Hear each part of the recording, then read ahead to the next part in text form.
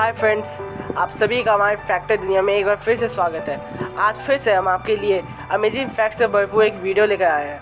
इस वीडियो में आप कुछ ऐसे नए और इंटरेस्टिंग फैक्ट्स को जानोगे जो आपने पहले कभी नहीं सुना होगा। So without wasting any time, let's get started.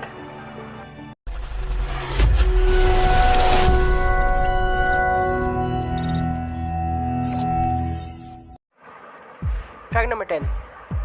दोस्तों, लद्दाख जो इंडिया में है वह एक मैग्नेटिक हिल है। यहाँ पर एक पीले रंग का बोर्ड है जो उस मैग्नेटिक जगह को दिखाता है। इस जगह की सबसे चौंका देने वाली या मिस्टीरियस बात यह कि अगर इनकेस आप अपनी कार के गियर को न्यूट्रल पर डाल देंगे तो यह ऑटोमेटिकली हिल के ऊपर चढ़ने लगेगी। Fact number 9। क्या आपको पता है गूगल के यहाँ 200 बकरियाँ एज ए एम्प्लॉय काम करती है। गूगल अपने ऑफिस के लॉन में घास की कटाई के लिए मशीनों का यूज़ नहीं करता क्योंकि इससे निकलने वाले इस तरह की आवाज़ों से ऑफिस में इनोवेशन का काम कर रहे एम्प्लॉयज़ को परेशानी होती है। दैट्स द रीज़न लॉन की घास की कटाई के लिए बकरियों को लगाया गया। इसे कहते हैं सांप भी मर जाए और लाठी भी ना टूटे। Fact number 8।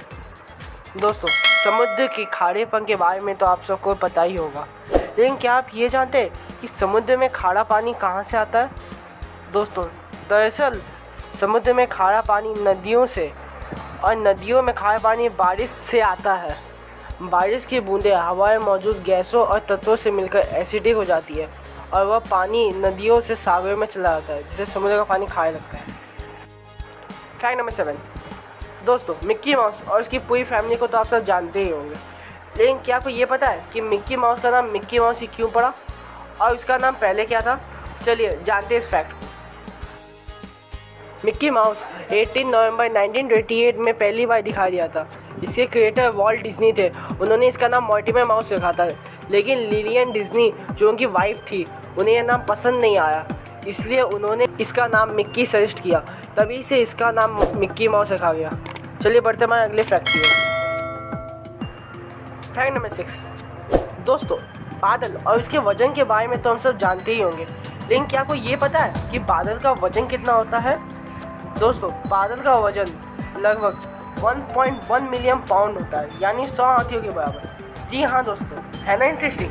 ऐसा इसलिए है क्योंकि वजन एक्चुअली में बड़ी जगह पर लाखों बूंदों में फैल गया है। इनमें से कुछ बूंदें इतनी छोटी होती हैं कि बारिश की एक बूंद बनाने के लिए लाखों बूंद की ज़रूरत पड़ती है। अब बढ़ते हैं हमारे अगले फैक्ट की ओर। Fact number 5। दोस्तों, यदि मैं आपसे पूछूं एक पानी में चलने वाले जीव का नाम बताओ तो आप बता देंगे, या मैं आपसे पूछूं एक उड़ने वाले पक्षी का नाम पूछूं तो भी आप बता देंगे, या फिर एक ऐसे एनिमल का नाम पूछूं जो ज़मीन में चलता हो तो भी आप बता देंगे। लेकिन अगर मैं आपसे एक ऐसे एनिमल का नाम पूछूं जो ये तीनों काम कर सकता है, तब आप सोच में पड़ जाओगे। लेकिन दोस्तों, गरनाई फिश एक ऐसा एनिमल है जो ये तीनों काम एक साथ कर सकता है। सो बढ़ते हैं हमारे अगले फैक्ट की ओर। Fact number 4। दोस्तों, ट्रेन में तो आप सबने कई बार सफ़र किया होगा और बहुत तरह की ट्रेनों में भी बैठे होंगे, लेकिन क्या कभी किसी इको फ्रेंडली ट्रेन के बारे में आपने सुना है? तो दोस्तों, आज जानते हैं इस बात को। हाइड्रोजन ट्रेन एक इको फ्रेंडली ट्रेन है जो फ्रांसीसी टीजीवी निर्माता ऑलस्टॉम ने बनाया है, जो bright blue Coradia alien train है। यह नॉर्मल डीजल इंजन की कंपैरिजन में 60% कम शोर करती है। ये डीजल इंजन के S2 का एक टैंक फुल करने में 1000 किलोमीटर का सफ़र तय करती है। इसकी last speed 140 kilometre per hour है, इसलिए इसे इको फ्रेंडली ट्रेन माना गया है। अब बढ़ते हैं अगले फैक्ट की ओर। Fact number 3। दोस्तों, हम बचपन से सुनते आ रहे हैं कि पेड़ लगाओ तो ऑक्सीजन पाओगे, और यह बात बहुत हद तक सही भी है। पर आपको आश्चर्य होगा कि हमें दुनिया भर के समुद्रों से करीब 70% ऑक्सीजन मिलती है।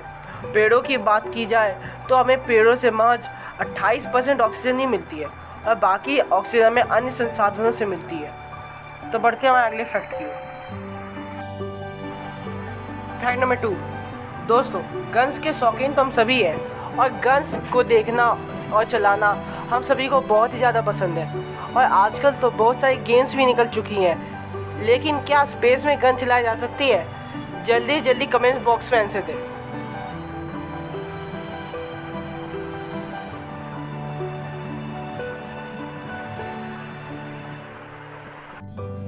तो इसका जवाब है हाँ, हम स्पेस में भी गन्स को चला सकते हैं, क्योंकि गन्स को काम करने के लिए ऑक्सीजन की ज़रूरत नहीं पड़ती, इसलिए वैक्यूम में कोई प्रॉब्लम नहीं होती है। बारूद सेल्फ कंटेंट होता है और यह किसी एटमॉस्फेयर पर डिपेंड नहीं करता है, जिससे स्पेस में यह ज़्यादा दूर तक जा सकता है। अब बढ़ते हैं हमारे लास्ट फैक्ट की ओर। Fact number 1। दोस्तों, कीबोर्ड तो आप सब चलाते ही होंगे, लेकिन आप सभी देखे होंगे कि कीबोर्ड के लेटर्स हमेशा मिक्स होते हैं। ऐसा क्यों होता है? चलिए आज इस फैक्ट के बारे में जानते हैं। दरअसल जब पहली बार टाइपराइटर का यूज़ किया गया था, तब सारे अल्फ़ाबेट्स एक ही लाइन में थे, लेकिन इससे टाइपराइटर बहुत जल्दी ख़राब हो जाते थे, क्योंकि लोगों के स्पीडली टाइप करने की वजह से उन दिनों के टाइपराइटर मैकेनिज़्म बहुत जल्दी ख़राब हो जाते थे। इससे निपटने और लोगों की टाइपिंग स्पीड कम करने के लिए सारे अल्फ़ाबेट्स को मिक्स कर दिया गया। तो दोस्तों, आज के लिए सिर्फ इतना ही। Thanks for watching. और अगर हमारा ये वीडियो पसंद आया हो तो इसे लाइक, शेयर एंड सब्सक्राइब करें, और ऐसे अमेजिंग वीडियोस के लिए बेल आइकन को प्रेस करना